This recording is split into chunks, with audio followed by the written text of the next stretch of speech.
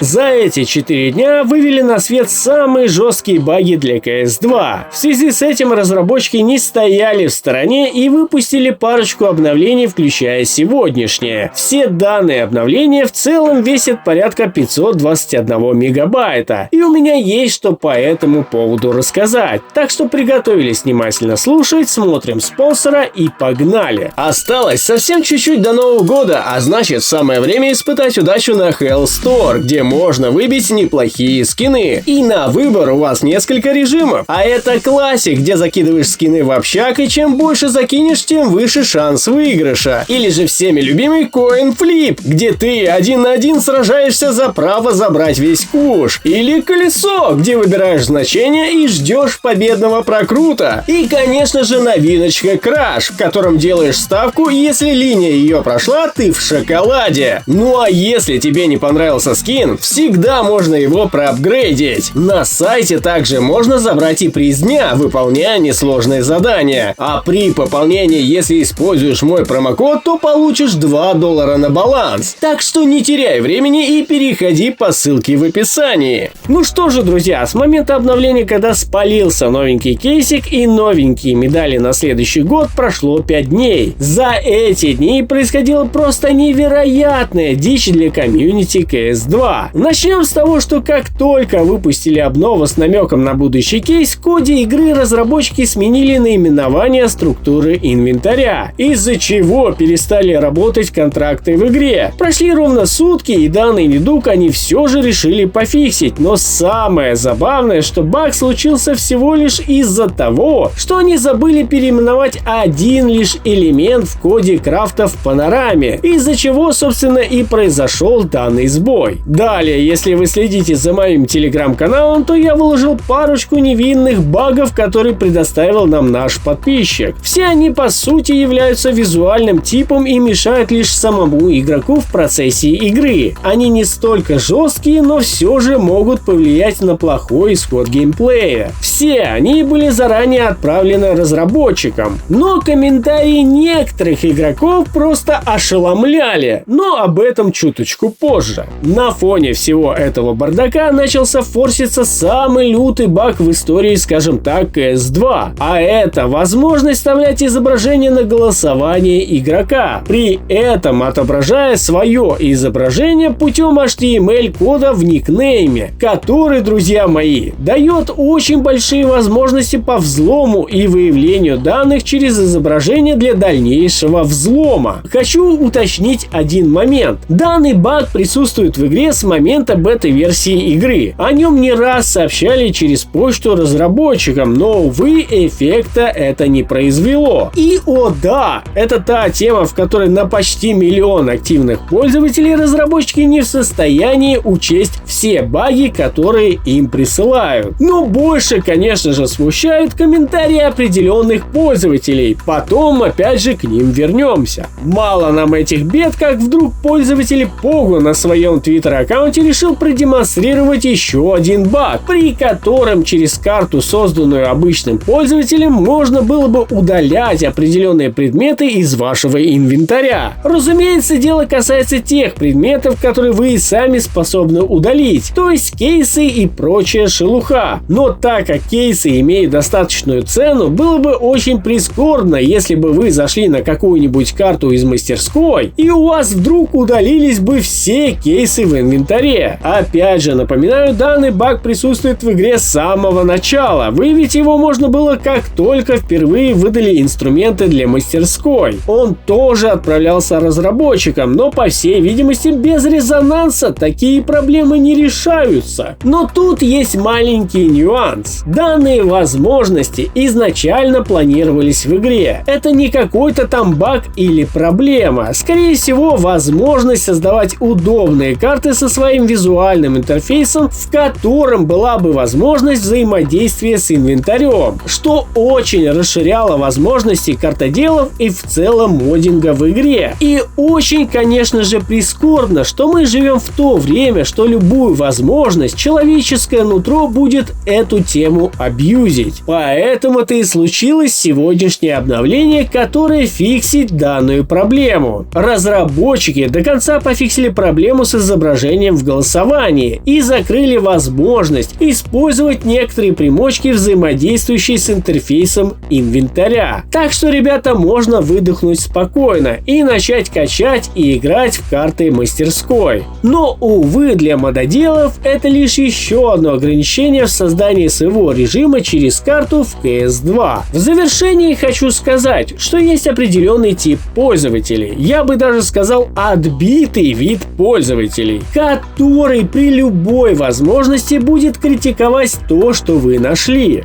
Но если вдруг это сделали их друзья, знакомые, сестры, братья, то все в порядке. Они молодцы, вы говно. Разработчики все делают правильно, а вы попросту с жиру беситесь. Не обращайте на них внимания. Рано или поздно их логика сыпется. Так что не стесняйтесь выставлять то, что вы нашли в игре, и придавать этому огласки. На этом у меня все. Всем огромнейшее спасибо за просмотр. Всем пока и удачи!